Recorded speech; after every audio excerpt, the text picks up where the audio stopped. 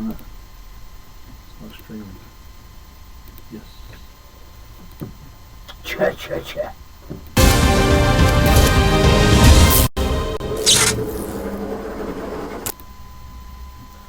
Welcome to the Ultimate Podcast. Yes, it's Monday the 20th, and things have been great on the first Monday.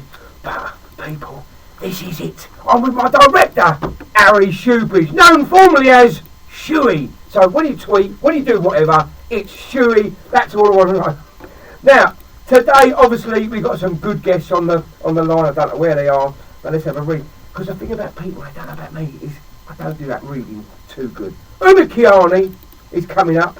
Then we've got Makunga. Now, Makunga, oh, I love that guy. And then we've got, if I remember rightly, Grant Waterman's popping by, and my good old mate, Neil, the big man Grove. I can't wait. The podcast is underway. Ho ho, let's go.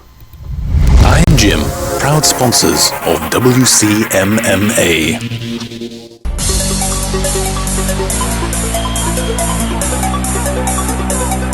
Warrior, will you go the distance? Have you got what it takes? Will you burn in a sauna just to make the weight? I see it in his eyes. He don't want none of this. I train like an animal. Bang! I switch him up quick, and I ain't into scoring points.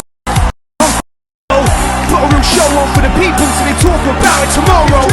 Become a legend where they're born.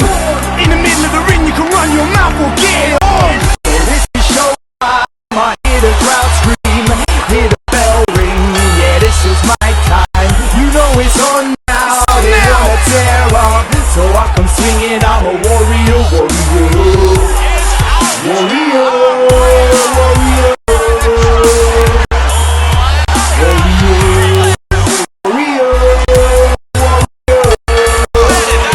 Yeah, I'm a warrior.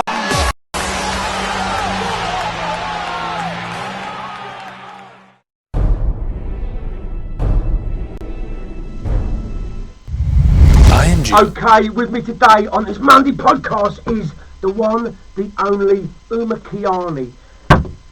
Let's go. Uma, are you there? Uma?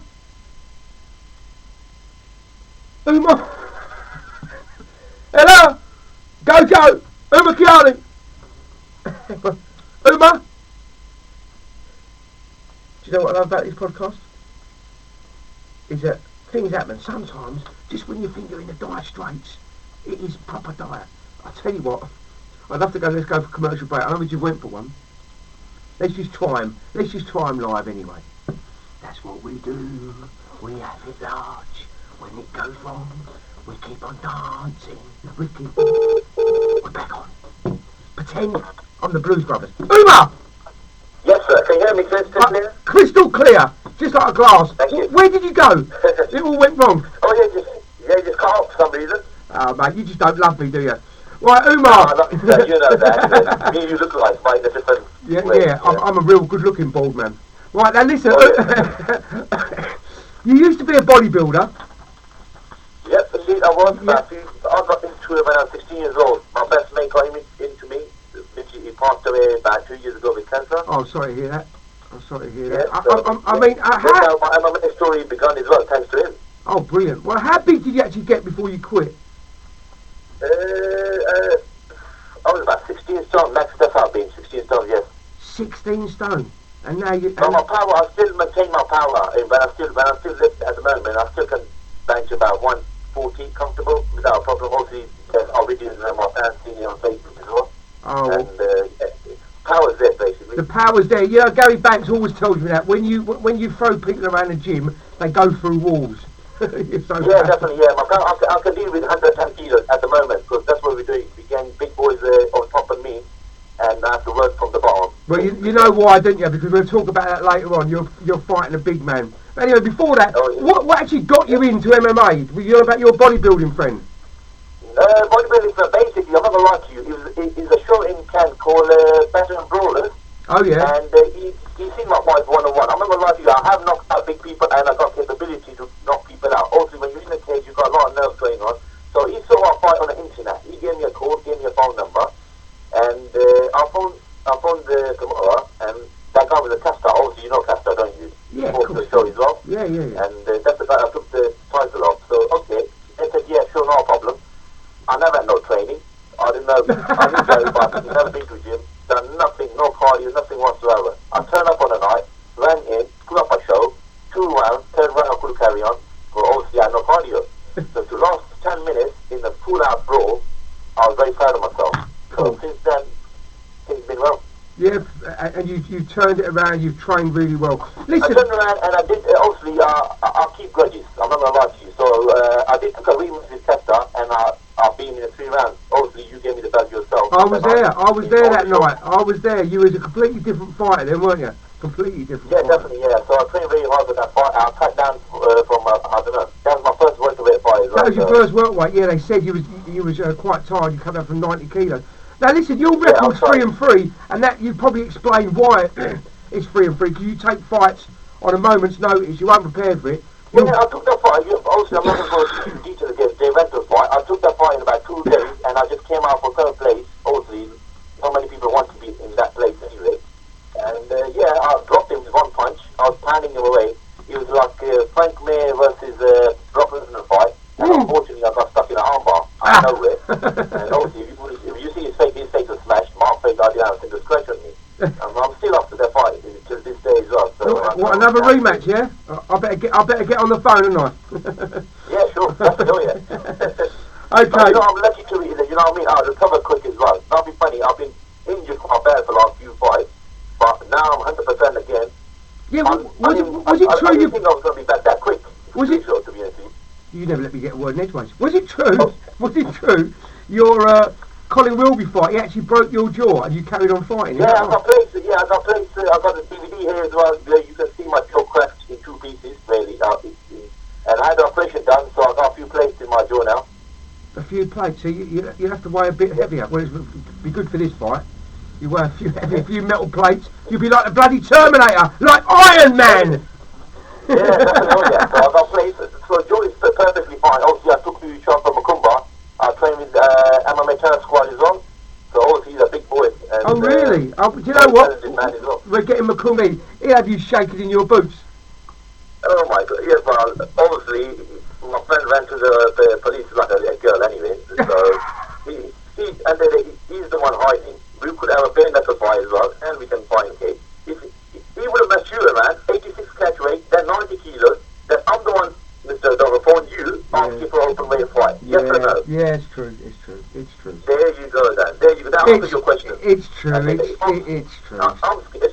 The guy's scared of my shadow, let alone when he hits my name. You better bring you and your shadow into the cage. Yeah, exactly. Well, there you go, then. Time will tell. That's all I can say. Time will tell. But you've got to remember, he has fought people, you know, he's fought big people, you know, I mean, he's fought all around the world. He's in Thailand. He's in Thailand. Oh, let me speak a minute! Yes, for a lot of people. Yes, for big names as well. People who've been to UFC, Bellator. So, yeah, yes, for names. Yeah, he has fought names. You can't take that away from him. But, what's the but? Is there any but? The but is? There's plenty of buts, yeah. End of the day, he has been tapped out for I knew you was waiting to say that. He fought big names and he fought nobodies. So, you know, he done same what he done against big names, and he done the same exact performance against the people who are no one. So, well, all I can say is I can't wait. June is round the corner. Yeah, my fans can't wait, and then I can't thank all my fans. Without them, I would have been nobody anyway. So that's what I say. That's my line. I would have been not even here today, probably. Anyway. Oh, mate, that's all good. Your fans, your family. That's all we need to fact. Listen, what are the ambitions for you in UCMMA at the moment? You know, where do you want? I'm lucky to be on the show. Like basically, you know, when I used to watch him as a young kid as well. You know, and until I was a middleweight champion, and I never thought I was going to win a fight. I never even thought a couple of years ago I'm going to be fighting on anyway. Like, you know, I had a fight, and I just done it as a hobby, really. Well, that's what I met. I think when I actually met you, when I give you that belt in, I think Nick Chapman's gym, wasn't it? When you fought Kester. I think that's when you said. You said, Dave, I want to get on the show, and I went, I'll make it happen. And we haven't looked back since, do we? Yes. We haven't looked back. Yeah, never look back. And after, you know what I mean, I've been supported till all the fans supporting me. You know, my loyal fans, they always stood by me till this day as well. You know, that's the good thing about it. Even I win or lose, I just love to perform at my best ability. And, you know, the true people are with me, they always stick by me. Well, So, you know what? You know what? On June the 1st, any fan who buys a ticket, you know yourself, they're going to have a good night, win, lose or draw. The whole, you know, there's about 16 fights on the card. They're going to go home and they're going to have a good time. And that's what it is. Bring the fans back, entertain the fans. MMA first and foremost, all the way. Anyway, predictions for the fight. Round 1, 2 or 3. Knockout, submission or brutal beating. He's not going past the first round. Definitely. What? He's not going past the first round. He's not going past the first round? No, if he stands toe-to-toe with me, I will take his head off. Hang on, let me just tell the fans, if you're near a betting shop, you just heard it from the man himself, Umer Kayani, in the first round, head rolling off. Uma, it's been absolutely fantastic. You know I love talking to you, but there's one thing I've got to say to you, Uma. Uma? Yes, sir. Jog on! I'm just Jog on, because I'm out of here. I love you long time. Bye! Bye-bye. And Harry, look. You know me, I will cut them off right in the mid-conversation because it's 0121 do one and all that sort of thing. Listen, we're going to take a short break. See you soon.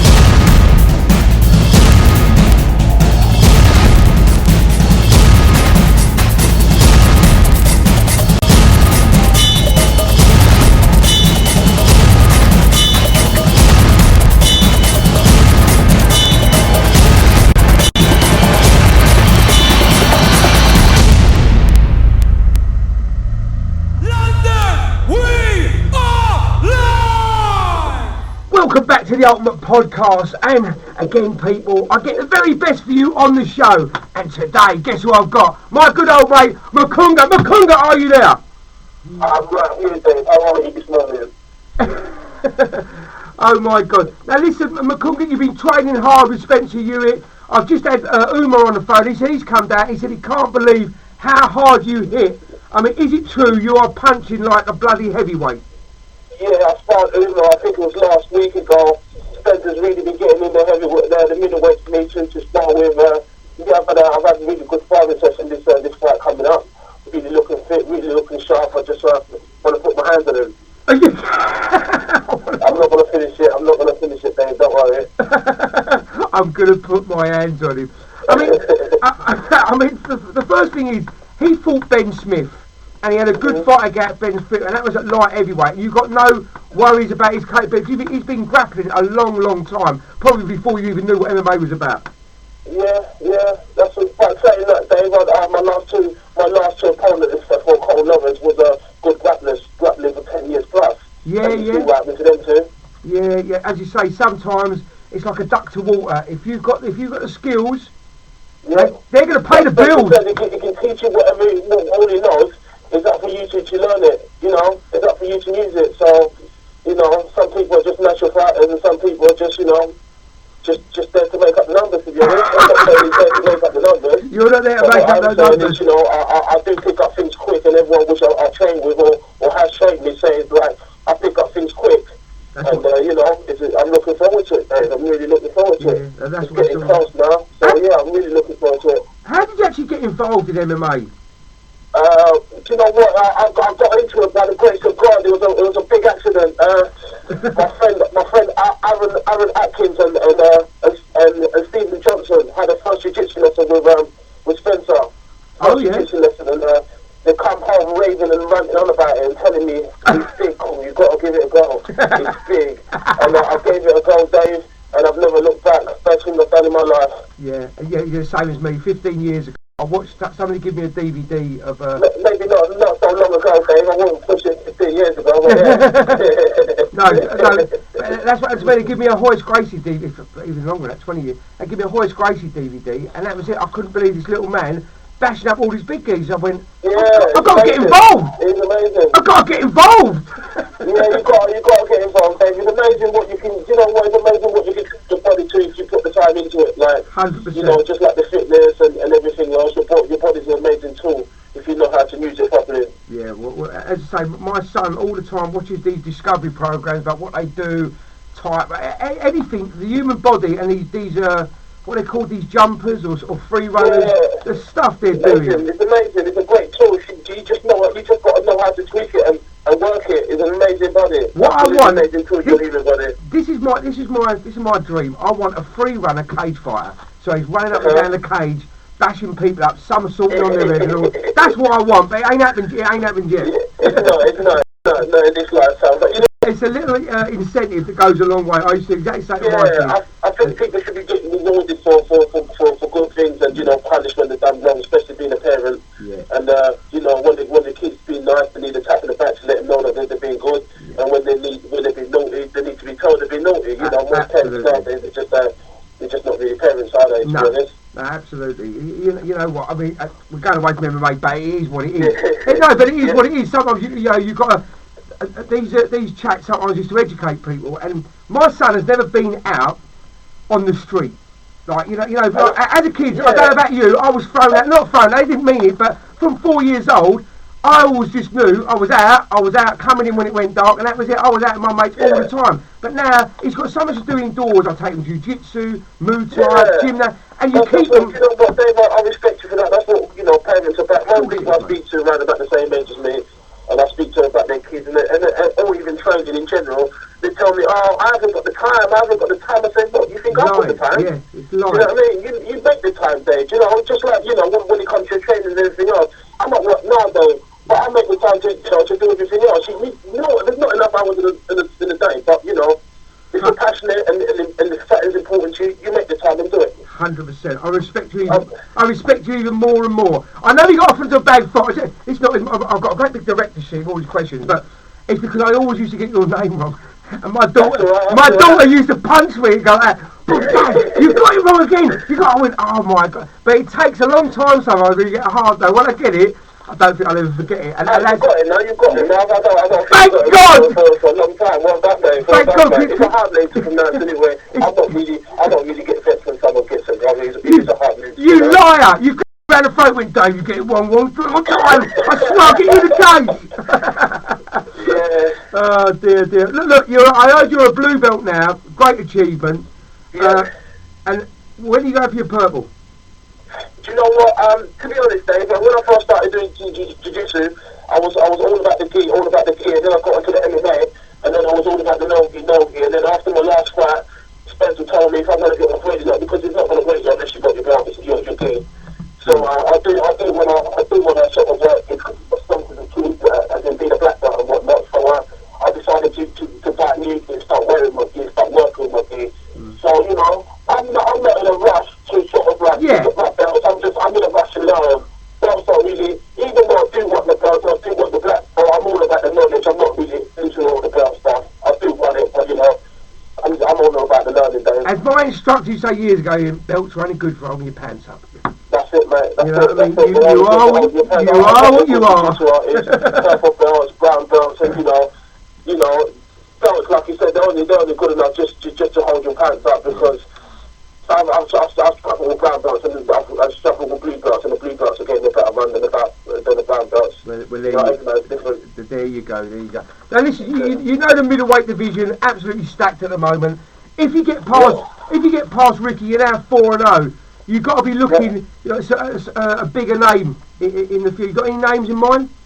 Do you know what? When it comes to things like that, I just let Spencer deal with that. He tells me who to fight. I'll get into the best shape I can with my team's help, and we do the fight. I'm not really, as if for who's fighting who. All I've got is the only person that I really want to put a beat down in, and you know who that is. So that's the only person. I'm not even going to mention his name because I don't think it's worthy. Spencer keeps telling me not even to mention his name because it's not on the same level as me. Yeah. But I just don't like the guy. I'm not even going to mention his name. let's let that one go. He said to me the other day, he went, I just want to let this go now. He went, I just want to let this go because it's going to get wrong. And we don't want messy stuff. All we want is guys going in there, putting on a good show, because you always bring up, you know what, I don't know how many fans you bring, but you always bring a bundle of geezers screaming your name out. I feel about 50, 60 bigger daggers with me on a regular basis. Daggers? All you giving me bigger daggers. I didn't think that I'm wearing my dagger Redbridge kit just to represent. Do you know what? I was going to say that to you when we was on about the football. Are you going to come out in the football kit? Are you going to come out in... Don't worry, one day, Dave, I'm going to come out with my bigger dagger kit and I'm going to have all the dagger boys going mad. I think they'll go absolutely crazy. Bigger daggers! Well, Makunga... They're all little passionate fans as well, so... Well, Makunga, it's been great having you on. But as I say to all my MMA people and the best fighters in the world, there's one word I always say to them. You know what that is? Yeah. Jog on! I'll see you later. Thank you very much, Dave. Much appreciated. Thanks for everything you've done for me, Dave. What's good looking at that? And I just sent a couple of big fans. Poor Makunga. Now, the thing is, it's wrong, but it's right, because he was going to say more thanks. I might even get him back on to say more thanks, because I love that guy. I love Umar. I love Grant. I love him. Oh! But we've got to take a break. Pay the bills. Get the skills to pay the bills.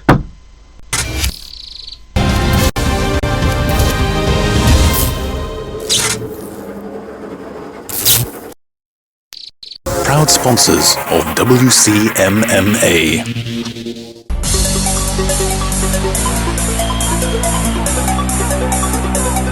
Warrior, will you go the distance? Have you got what it takes? Will you burn in a sauna just to make the weight? I see it in his eyes. You don't want none of this. I train like an animal. Bang! I switch him up quick, and I ain't into scoring points. I come KO. Put a real show on for the people so they talk about it tomorrow. Become a legend where they're born. In the middle of the ring, you can run your mouth or get it on. So this is showtime. I hear the crowd scream, hear the bell ring. Yeah, this is my time. You know it's on now. They're gonna tear up, so I come swinging. I'm a warrior.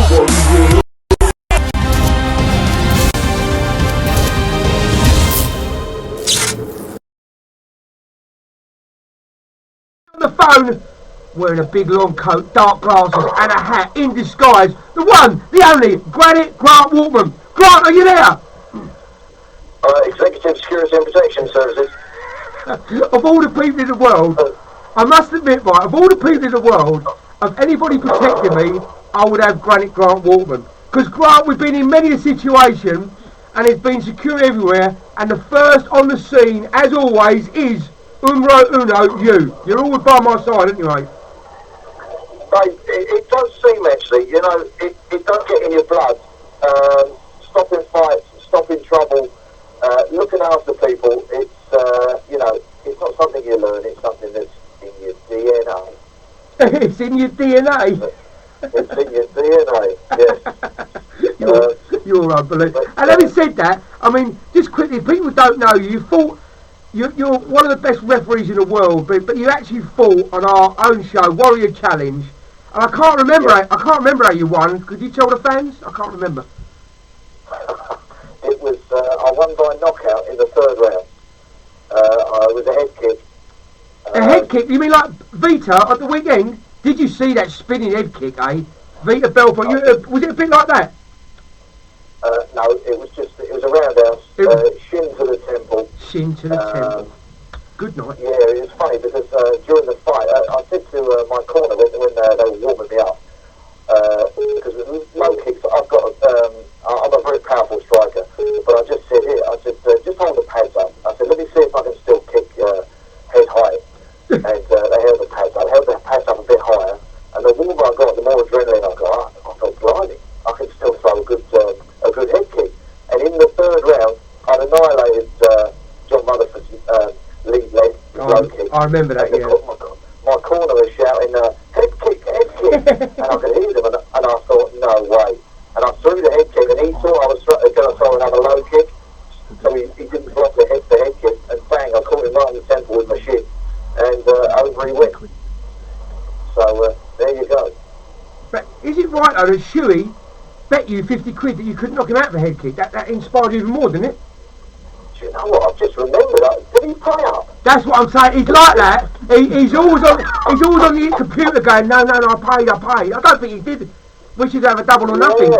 He's murdered that shoe. It's funny, you know, because his phone started to play up when it was time to pay up. Mate, Play up, pay up. Yeah, that's shoey all over. I've got to get back onto it. Mate, right. pop round tomorrow, Grant. We'll sort it right out. Tell him to put it towards charity or something. Oh, you're a man after my own heart. I mean, talk about charity, Grant. We do. When you think about Warrior Challenge, how much we've raised for Help for Heroes, cancer, children's cancer. We really, you know, we always turn out the bar. We always try to help kids, try to help people who are at the end as well. People don't realise Grant Waterman, let me just tell you people, Grant Waterman travels around the world, Dubai, Russia, Slovenia, Slovakia, Miami, Divami, wherever. He's always off somewhere. But Russia is this weekend, Grant, and you've got a massive fight card. I don't want to go too much into promoting other things, but you are going to ref some amazing fighters this weekend. Yeah, there's two big main events.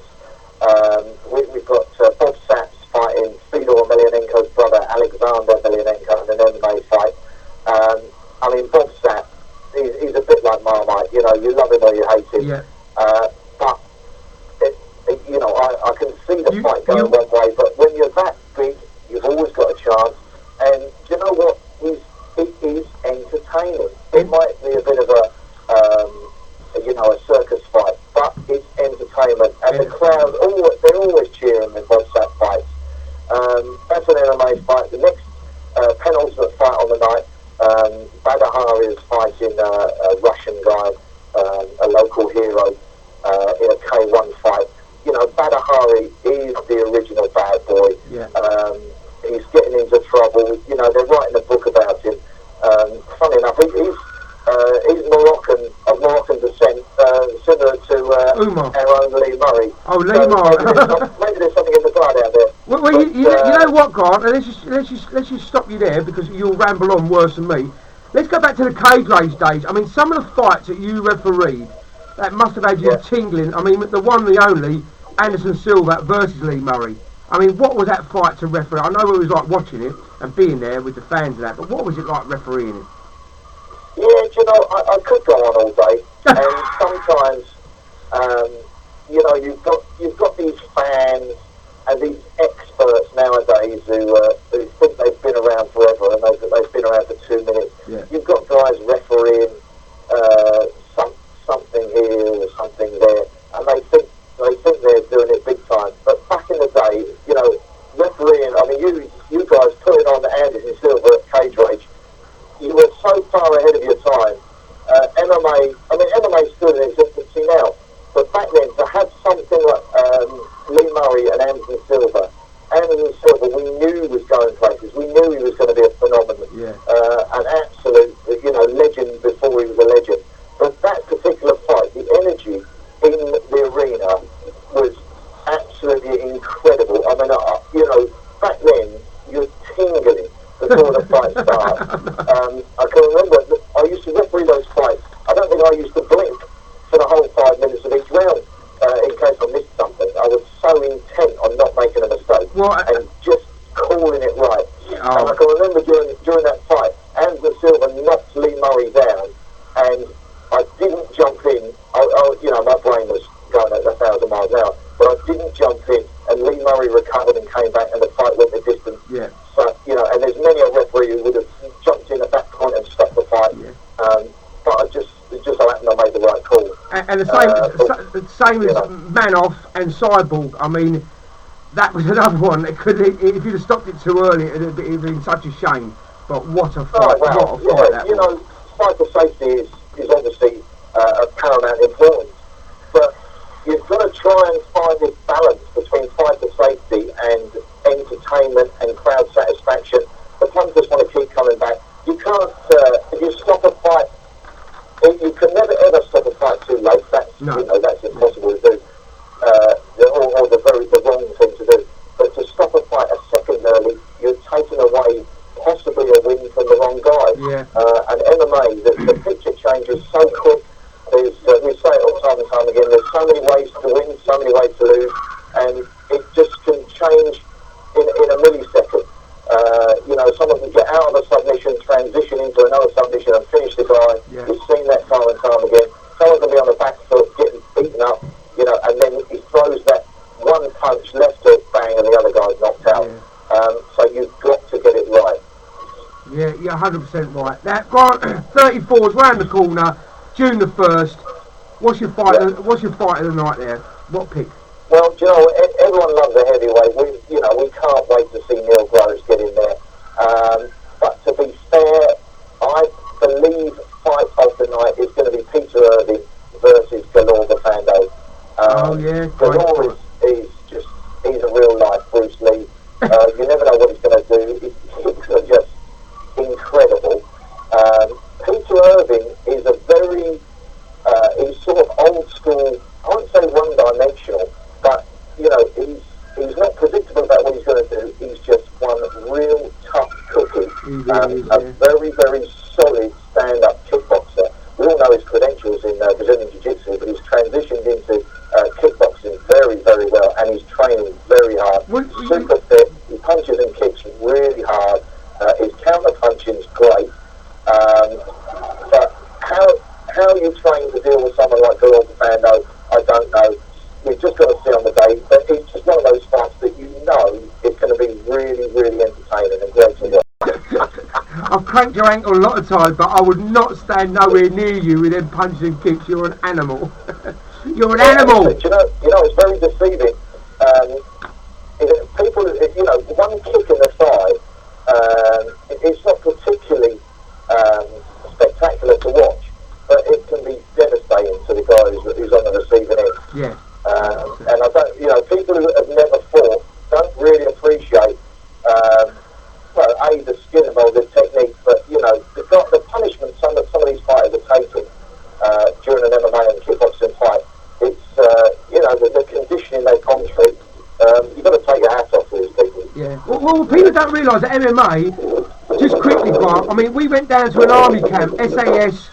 And trained all them army people, and them guys have been over Afghanistan. They've been through rigorous training. But when we trained them, all they had was respect for us because they just couldn't believe that two old guys were running around these bloody squaddies like there was no tomorrow. I mean, they got all the heart and they got all the cardio, but they didn't have it when it comes to actual teaching them and fighting them. Completely different level, wasn't it? And they loved it. Yeah, well, I often hear it. I mix with a lot of ex-military people. I know a lot of guys, ex-Royal Marines, Special Forces, etc., etc., and they've all got this theory that they've been to war, they've been shot at, and this, that, and the other, and that you can't take anything away from. No. That does require a certain amount of mental robustness and physical fitness, etc., etc. But getting into a cage or a ring on your own, one-on-one against another opponent who's there to knock your block off is a different ball game. The adrenaline of doing it in front of a few thousand people and on television is incomparable. I don't care what you've done for, where you think you've been, who you think you are, until you step in the ring or the cage, you do not know what it's like. It's a special kind of person. Bloody brilliant. And that day, just quickly, do you remember we drove the £1 million tank underwater? How good was that, eh? Well, they went, don't crash it, it cost £1 million. There's so many things about it. It's such a... I've been involved in MMA, cage racers in 2002. I was there right at the beginning, and you could really... I was thinking about this last night. Let's write a book! We've got to write a book, aren't we? You could write a book, but you could make a cracking film about some of the things we've got up to. Like you say, I'm in Russia this week, I'm in Slovenia a couple of weeks after that, Sweden a few weeks after that. Every time I go away from the MMA things, you never want to allow anything negative or bad to reflect on mixed martial arts. But I've been away, I've been lost up a mountain, I've had guns pointed at me, I've had people, gangsters chasing me on weird shows out in the back of Eastern Europe in places. But it's been an absolute wonderful adventure, and I wouldn't change anything. You're a top man. Grant Waterman, the best in the business. I've only got one thing to say to you, Grant. Oh, God. Juggun! that was Grant Waterman, undercover in his little glasses with his little hat and his big coat with his sidearms, etc., etc., etc. We're going to take a short break. We'll be back with Neil, the Goliath Grove.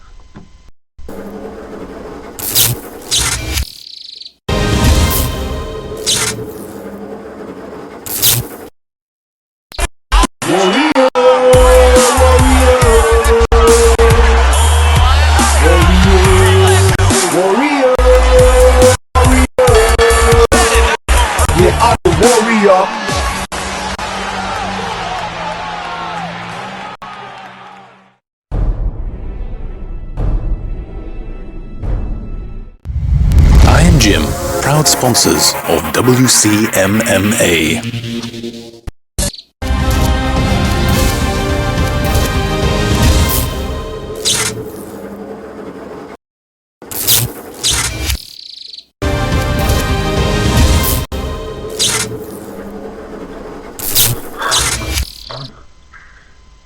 Welcome back to the Ultimate Podcast, and I've got my very own, my biggest heavyweight I can even imagine on the line. The one, the only, Neil, the Goliath Grove. Neil, how you doing, my friend? I'm good, Dave. How are you, mate? Very well, thank you. Do you know what's stuck in my mind, though, the other day? We were talking on the phone and you said, Dave, I've got a few tickets left because I'm a bit like a stripper. Once you see me once, you don't want to see me again. That's terrible. I don't like that sound. Once you see me, because every time I see you, I always want to see you because you always end up with something different. It's either a knockout, ground and pound, submission. You always do something different. So how fans can say, oh, I've seen him about 4 times. I don't want to see him again. It's ridiculous. Yeah, no, I know what you're saying. It's I'm sure my fans, real fans, are buying the tickets, buying it off your website. I think it's more my friends who I normally sell to who sort of think, oh, well, he's just going to win another fight. I know. and Dave, I never sell the cheap seats to them either, so I think it must be it must be that. But otherwise, I do have a number of people who are coming to come and see me on the 1st of June, and I just want to tell all the fans out there, it's always great having you in the crowd, hearing you cheer my name, especially after a fight, and I'm looking forward to fighting for you. Well, it's not that, Neil. I mean, you must have had it before where you feel lonely. You fought in Super Fight League. I mean, the difference of fighting out in India, with like when they go Neil Grove and a few people go, yeah, and the difference of fighting in your hometown when the whole arena jumps up screaming your name. There must be a difference to a fighter on that, surely. No, for sure. I would never go fight in India again. Sorry, guys, if you're listening to this. I'll be adamant I'm not fighting there again. It's so convenient, Dave. You know, it's just a hop, skip, and a jump, and I'm in the taxi from home or from the gym. So, but to fly, 10 hours and then do a 4-hour drive to the hotel, all that, it was definitely a put off. The money is not good enough. It's not good. And the money doesn't make it worth it. But you know, it's like you say, fighting in front of a home crowd. There's nothing that cheers you on more. You're more focused. I feel like I'm doing it for people who want to see me. You know. Yeah. So yeah, it's always fun fighting at a home crowd. UCMMA is my home ground, and I'll say that it belongs to me. So it's always fun fighting there. But as well, I mean, I always see your wife in the crowd when she's at the Troxy, but it must be horrible then, to go to India or go to Bellator and all these places far away and not have your wife, your kids there that are stones throw away, This time round, Dave, my mum has flown all the way from South Africa, so she's going to be in the crowd. Oh my God. And I've got my mother and father-in-law coming in as well. My father-in-law is there quite often with me, but my mum-in-law comes in every now and then. Luckily for us, we've got a sister who's going to go after our kids, so until they're old enough to come and cheer me on. That says something, doesn't it? I'm going to be fighting for the next 10 years. It's going to be fun this time around with my mum there. I'm sure I'm going to be hearing a lot of screams and shrills throughout the fight. That's what keeps a man young, you know what I mean? Enjoying yourself. I think it's my wife, she's young and beautiful, and I've got to try and keep up with her. And, well, look, if she's listening, yes, you are young and beautiful. She owns a beauty salon on Netflix. So I think I'm a step ahead with any other fighter. I have a few facials and a few pedicures and manicures and massages. So it's not just the training that's keeping me young, it's my wife. Yeah. And is that true? Are you a massage therapist as well, Neil? Do you do that? Yes, I am. I'm a sports therapist. I do the sports sports therapy at my wife's salon for her, and I'm also qualified for Danish masseuse. So I've got all sorts of stuff that I do at the salon as well. It's funny you mentioned that. I remember when I fought in the first event you invited me onto, Cage Rage 22. I fought James. James Thompson, and one of my friends after the fight was sitting next to a guy, and this guy said, "Gee, what, James Thompson knocked out in 10 seconds?" Yeah, he got knocked out by a masseuse. Well, I always remember on the phone to you. No, because it is funny, you know, when you hear some of the stories behind the scenes, what happens. And they went, I remember James Cameron, yeah, we'll take this guy. I remember asking you, and you went, "Give me 5 minutes, I'll call you back." And I thought, I don't know if he's going to call back. I think 3 minutes later you called back, you went, "I'd take the bloody fight. I'd take the bloody fight, mate." In that 3 minutes, Dave, I called my wife, I called my father-in-law, I called my best mate, and I called my coaches, you know, and I called my sensei as well, and I said, "Should I take this fight?" And they all said no. They looked at James Thompson, and they looked at him, and they said, "No, don't fight him. You're not ready yet." And I thought, I'm fighting him. You know, James Thompson at the time was one of the top heavyweights in the country, and I 100%. still think of him as one of the top heavyweights in the country. He's an amazing guy. I trained with him in America. I think a lot of people think there was a lot of animosity between the two of us, but he's a super nice guy, and I think on that day, it was just not his day, it was mine, and I had nothing to lose, and that's all history now. Well, you know what, I watched that fight the other day, and you came at him like a speeding train with two hammers swinging either side, and as you say, it was only inevitable. If one of them caught him, he was going out, and it was exactly like that, wasn't it? I had nothing to lose, and my sensei and I just went through one game plan, which was throw two lefts, big swingers, and then an uppercut. Because James was moving back, it was really hard to throw an uppercut, so I just threw an overhand right, which landed. Okay, I was going to say that. A lot of people have said to us, "Oh, you're barbaric, you're this, making K1 fighters fighting MMA gloves." Now, my argument for this was, it was Sky Sports actually, when I sat down with Sky Sports, I went, if you put boxing gloves on them, it just looks like, oh, here we go, they're boxing in a cage. To make it like a cage fighting something different, we'll put MMA gloves. I said, look, they stand in the UFC, they stand sometimes 5 rounds toe to toe with MMA gloves. It's no different. If you can stand like that, people say, oh, you can clinch in a boxer, you can clinch, you get broken up. But if you're willing to do that with MMA, surely the K1, we'll just shorten the rounds, you get an 8 count, blah, blah, blah. And it seemed to have worked out great. But what's your thought? You're going for the first time with K1 with MMA gloves. What's your thoughts on it? Well, James, Dave, you know that I like stand-up fights, and I do like finishing off the ground and pound most of my fights, but this is completely different. My stances have to change. With MMA, you have to stand a little bit lower, and you have to make sure that nobody's going to take you down. With this, I can stand up. I'm going to be using all 6'6", and it's going to be a completely different fight, different fighting style. So it's a challenge for me. It's the first time round, and I'm looking forward to it. I think John Gillies, he trained at Sensex and must have seen me spar before and thought, well, I have to take him, and this is why he's taking the fight on instead of listening to everybody. Even the guys in my camp told him not to take the fight, and he's from Liverpool, and I think he's underestimated me, so he's taking the fight. Well, do you know what? I said to someone the other day, he was all about sparring. There's certain gyms that spar, certain guys that spar on different levels. And I watched them spar, and when they come back to me and said, oh yeah, but we sparred with him, and I thought, yeah, but Neil's a nice sparrer. There's certain spars who'll go out and try and attack you. You spar, I would say, at 40%, even 50%, but that's about it. You don't, because you know your power, you think, I can't be hitting my mates in the face here, we're only having a little, as they call it in boxing, a move around, I'm only touching him, but you're completely different. When you step in the cage, you are going 120%. When I've watched you... I think what helped me is the discipline I learned from Sensei Dan Mulholland.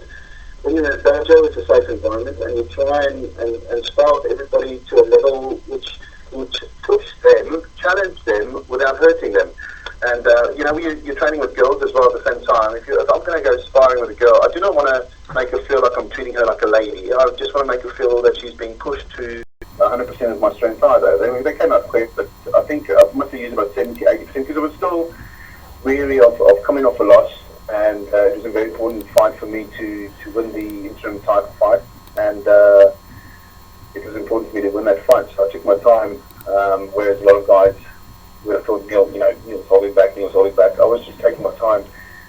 Everybody's always expecting me to finish a fight quick. It's not about how quick you finish a fight, but how you finish a fight. And I think if anybody, queries leg kicks, they should come and spar with me. What I think I mentioned this with my commentating on WCMMA a couple of weeks back now. I've been noticing a lot of thigh kicks coming in, a lot of knee strikes to the thigh, and people don't realise how it slows you down if you get kicked in the thigh, because it's your especially your leading leg. If you're trying to jab somebody and your leading leg is sore, your jab becomes slow, very slow, and you start reading people's punches. Thigh kicks are a great way of winning a fight, unless you really give the ground skills, take somebody down, fine.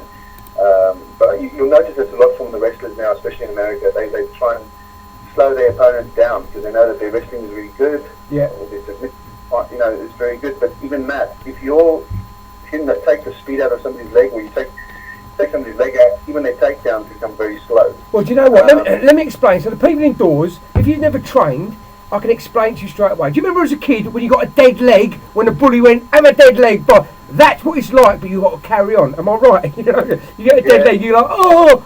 But that's what it's like. You're getting all them kicks and knees to the thigh, and you've got to carry on. I mean, absolute great weapon. Absolute great weapon. So, we've got Darren Towler somewhere in the distance. It's been on, it's been off, it's been on. Is that something that you want to get for the end of the year? Yeah, I'd love to. I think, Darren, it's like any other fighter, you sort of look after yourself. If you're slightly injured, you don't want to go into a fight matchup, especially against somebody like me, not being 100%. And even if the slightest injury, I don't hold it against him if you pull out until you're 100%. I know he's fighting on a different show now, myself included. And I think, when the two of us are ready, we'll take the fight. I don't think he's ducking me. He's just looking after himself. And I think even myself, if I'm not 100% ready for a fight, I'd pull out, because at this stage of my life, it's all about the win. And I shouldn't say at my stage of my life, but any stage of your life as a fighter, it should be about the win. If you go into a fight injured and you lose, you've only got yourself to blame. But you've done it many a time. I know that. You've done it many a time. Because sometimes I can't tell you. I can't remember the last time I went into a fight without an injury. And so, but it's not something you can announce. It's not something you announce. If you've got an injury, keep it to yourself. Go into the cage. And this is another thing I learned in the early days of my martial arts training with this going on. Pretend your right leg is gone, and now you have to stand with your left foot forward. And fight, and use your right leg at all, or just pretend your right hand is gone, and then you're only fighting with your legs in your hand. Drills we did over and over and over again. Well, I remember. Next fight is the same thing. If you're injured, you just got to fight differently. That's all. I remember Vita Belfort when he was over here in cage rage. He just won the weekend, and he said to me, he was going into a fight. He was slightly injured. I can't remember who the guy was fighting now. God. Italian guy. Anyway. That sounds like it. I know. I can't believe I ain't got my notes just come out of me. But he said the same thing. He went, Dev, I'm a little injured. He went, you cannot go into a fight uninjured. Who's it? Ivan Serrati, my director. That's who just come in. Ivan Serrati. He went, with all the sparring and training with MMA, if you're not slightly injured leading up to it, you haven't been training right, for starters. If you've looked after yourself so well in them 8 weeks leading up to it, if you haven't got a few bruises and a few little niggles, you haven't been training right. Hard enough. Yeah, you haven't been training hard enough. So that was it. Neil Grove, I wish you all the best of luck. June the 1st. I can't wait to see you in action. You're the main event again, as always. Neil the Glorious Grove, it's been absolutely fantastic having you on the show. And just one thing, they've asked me, where did you get the name Goliath? My mother-in-law, Rosalind Barker, she, when I first started cage fighting, I wasn't going to do more than one fight. But because I started enjoying it, she said, well, you've got to pick yourself a fight name. And she looked at me, she goes, Goliath. You're Goliath Grove. and it stuck, I think thanks to her, I've got a great fight name. Nobody else has it. And if anybody else has it, I don't think they're as good as me. or as big as me. Oh, So great.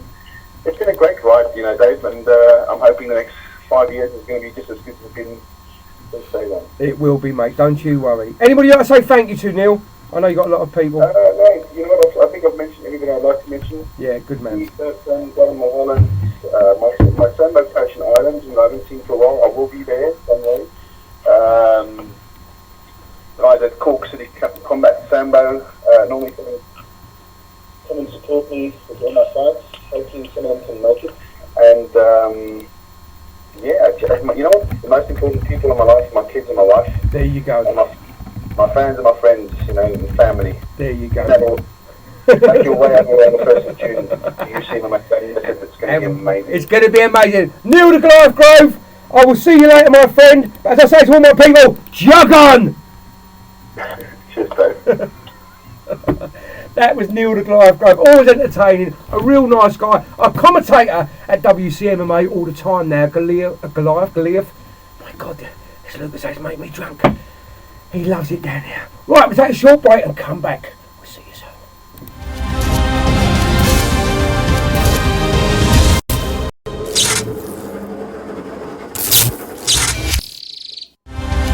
UCMMA 34 in association with Safe MMA.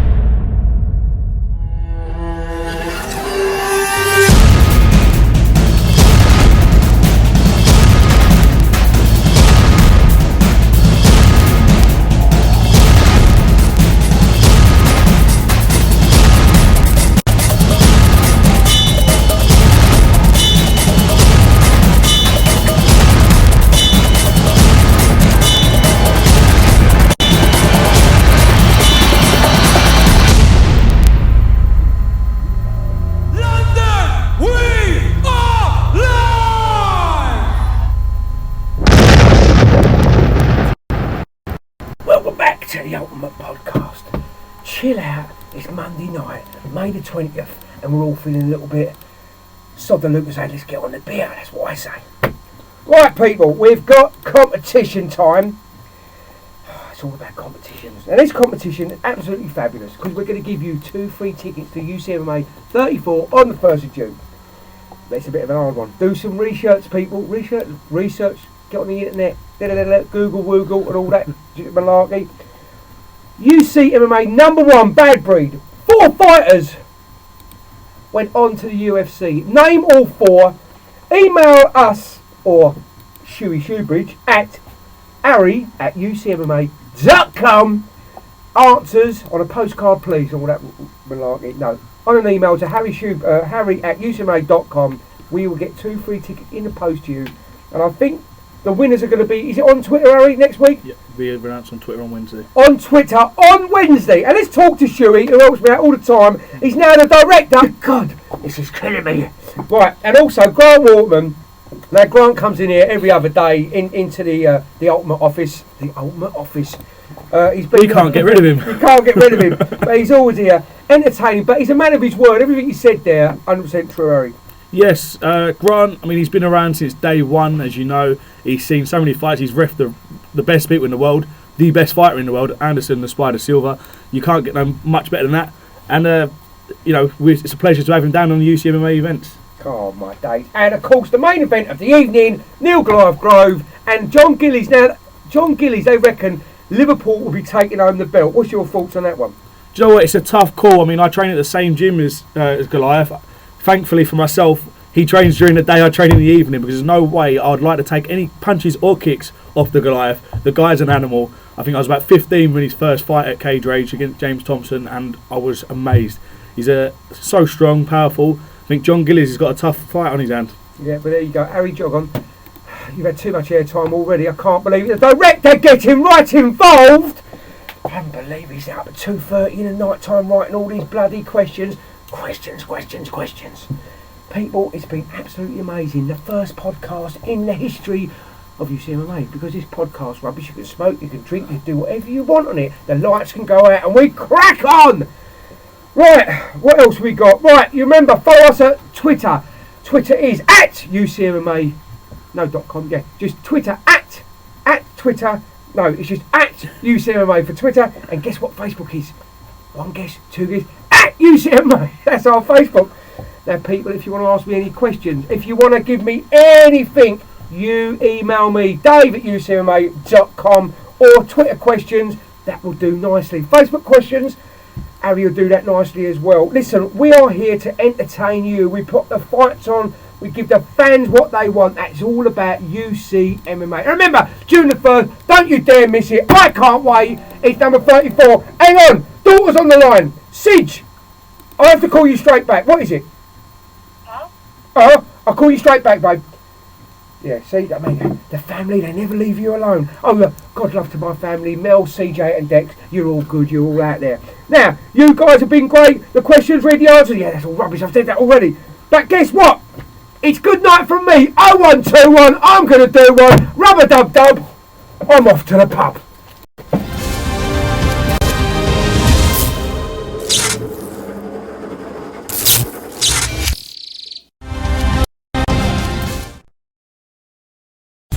UCMMA 34 in association with Safe MMA.